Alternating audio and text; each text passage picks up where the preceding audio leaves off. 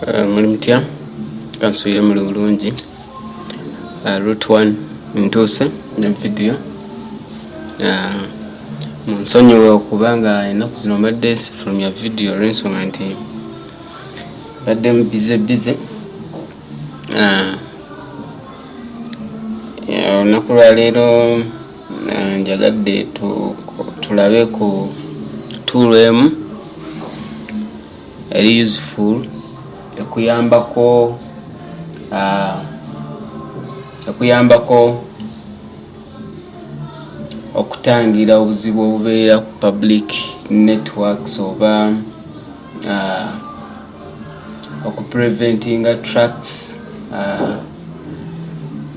n'okuba nti nnungi nnyo oba okola emirimu nga pen testing oba ethical hacking ekuyamba n'okwa assessinga network security vulnerabilities. Eno tool bagiyita Mark Changer gyetugenda okulaba. Nsooke ngaziye ku tamina yange.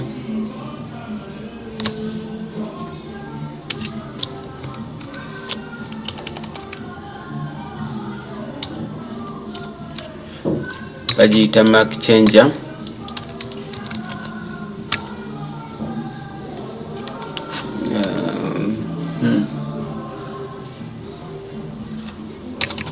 Nyinza okuba sigirina nsooke ngi downloading wano.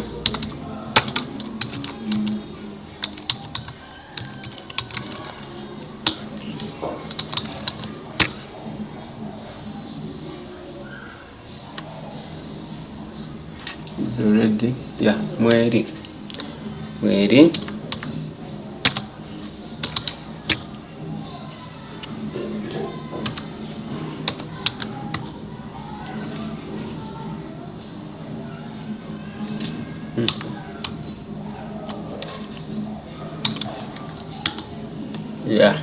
nkirabye mbadde misinzeemu later. Alright, yeno Mark Changer tool eno ekuyamba okukyusa MAC address yo. Ndaba oba nsobola okulaba MAC address yange wano.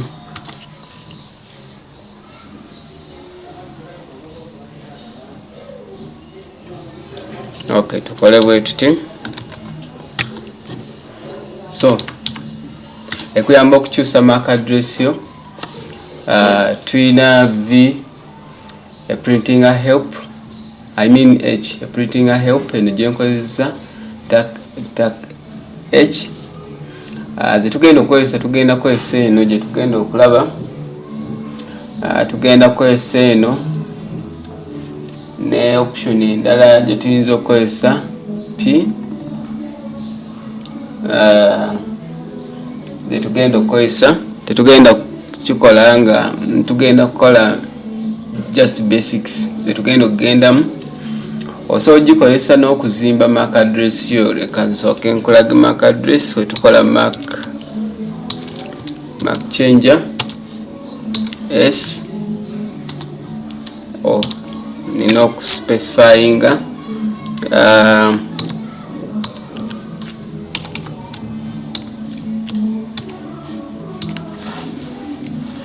eno gyolaba gyentadde wano gyetegeeza card oba network gyerabiddemu naye kangikulage wano. Ndaba oba nsobola gikulaga wano mu terminal wenkola ifconfig etulaga engeri gye tuconnectinze ku eno network. Tuconnectinze ku eno network nga tukozesa Ethernet cable. Yensonga lwaki eraga ETH0. Bw'oba oli ku wifi eraga WLAN 0. Abajjukira video zaffe eza hacking bakimanyi nabannyonnyola gundi ezo kye zitegeeza. Kati engeri nti tetukozesa wifi card, tukozesa ethernet cable. Tugenda kozesa gundi eno switch eno okubanga tukola bye tukola. Kati wano ngambe Mac changer show nga tujibikula kweno line kweno card oba banji kunyonyola ntya ekigambo kinsikitinze mu memory yange. Newe tunyiga bwe tuti batulaga MAC address je tulina. Yeno MAC address ye current ate era ye permanent je tulina ku system eno. Era MAC address eno ina kyetegeeza digits esatu ntegeeza eno word neno zirina bye zitegeeza. Side emu etegeeza computer gyokozesa, endala etegeeza company eya computer eyo oba wifi card oba network card gyoba nayo mu system ne company eyagikola. Kati tugambe nti twagala clear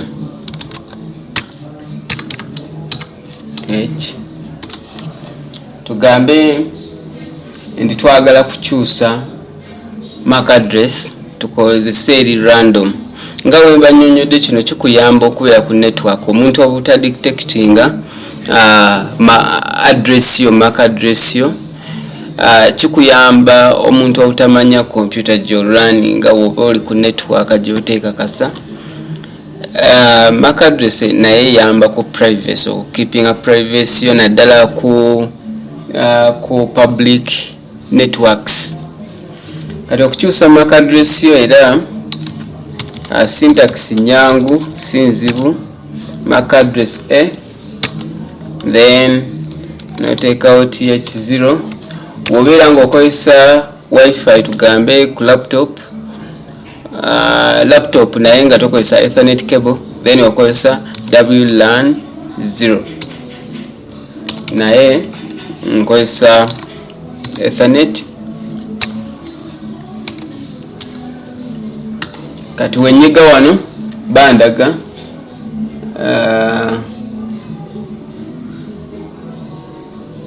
nkandabe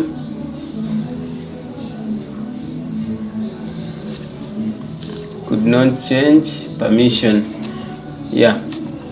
Tuba tulina gikola nga tugikozesa sudo. Tulina okukozesa sudo ensonga lwaki ekola bwetyo.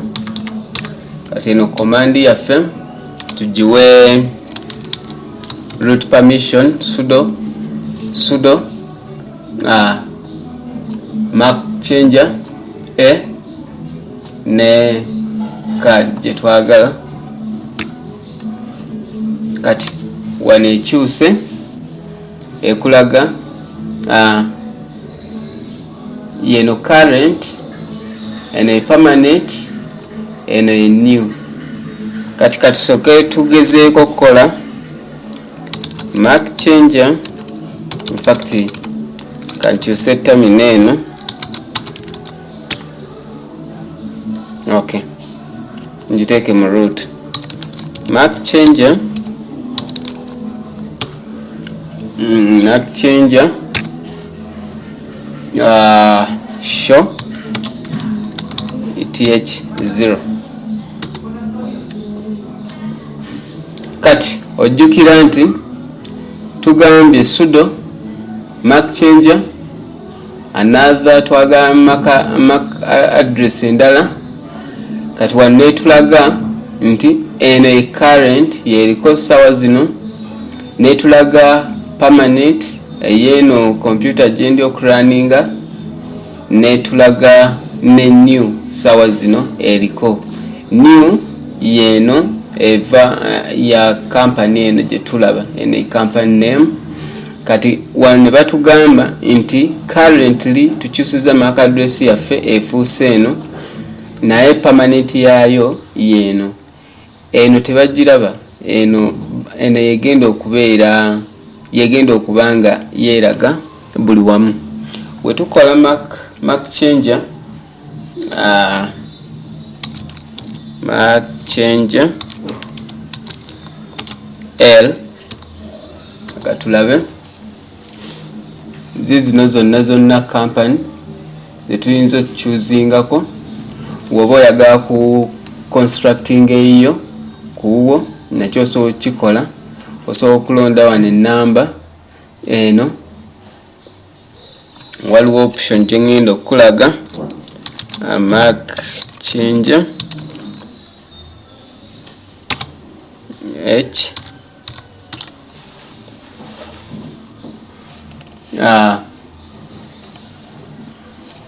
eno eyambako okubanga osobola okukola MAC address eyo nobanga ogiyiza buyiya, naye erina okubanga erina company yaayo mweva system yaayo, tugambe vendor, the manufacturer erina okubanga eraga manufacturer. Kati okuddayo okugiresettinga tukozesa TAC P, era eno ngejja kubeera MAC changer